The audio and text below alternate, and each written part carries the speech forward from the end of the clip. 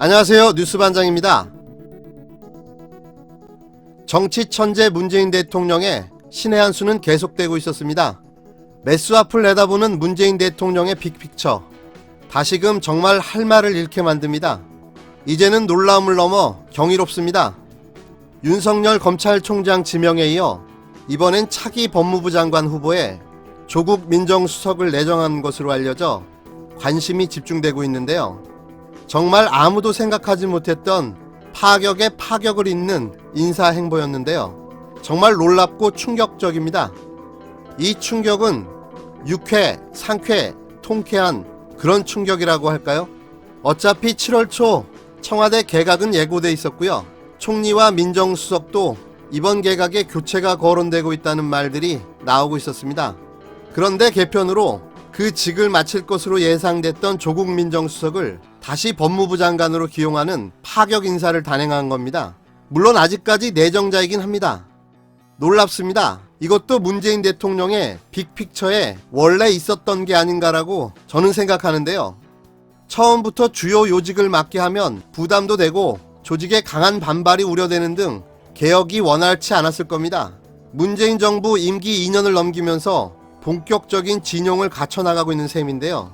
대표적으로 윤석열 검찰총장 후보자도 서울중앙지검장을 맡은 지 2년 만에 검찰총장으로 지명됐고, 김상조 공정위원장도 2년 만에 정책실장으로, 이번에 조국 민정수석도 2년 만에 법무부 장관에 기용되는 모양새입니다.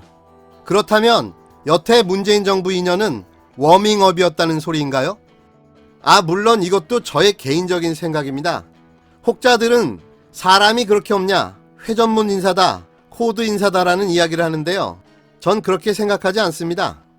문재인 정부의 철학과 가치를 가장 잘 아는 능력과 실력, 그리고 품성을 갖춘 측근이 문재인 정부와 함께하는 것은 당연한 일인 거죠. 철학과 가치가 다른 인사가 어떻게 국정 운영을 함께할 수 있겠습니까? 전 코드 인사는 당연하다고 생각합니다. 코드 인사가 아닌 게 이상한 거죠. 하여간 이번에도 또 모두를 놀라게 하는 파격적인 인사가 나왔는데요.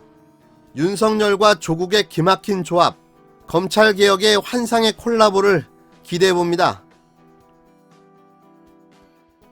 청와대가 조국 민정수석을 차기 법무부 장관에 기용하기 위해 사전 검증 절차에 돌입한 것으로 25일 확인됐습니다.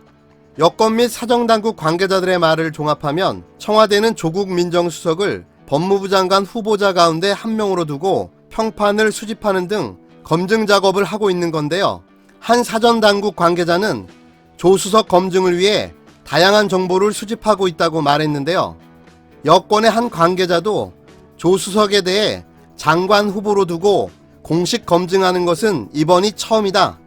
검증은 아직 초기 단계이고 그 외에 다른 후보자들도 있지만 분명한 것은 청와대가 그를 유력 후보 가운데 한 명으로 검토하고 있다는 것이라고 말했습니다.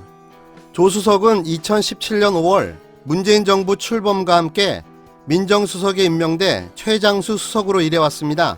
문 대통령은 지난달 KBS와의 대담에서 조 수석의 거치에 대한 질문에 지금 정부 차원에서 할 수 있는 개혁들을 거의 상당히 다 했다.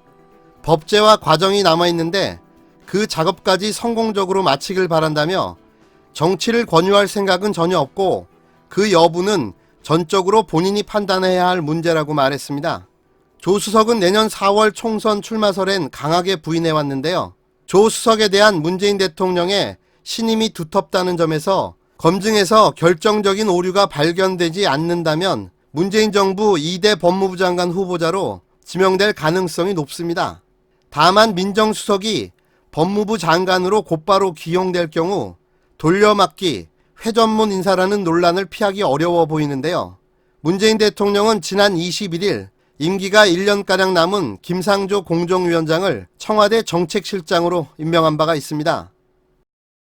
너무나 기대되는 조합입니다. 윤석열 검찰총장과 조국 법무부 장관. 이 그림을 만들기 위해 2년을 기다렸나 봅니다. 문재인 대통령의 남은 임기가 더욱더 기대됩니다.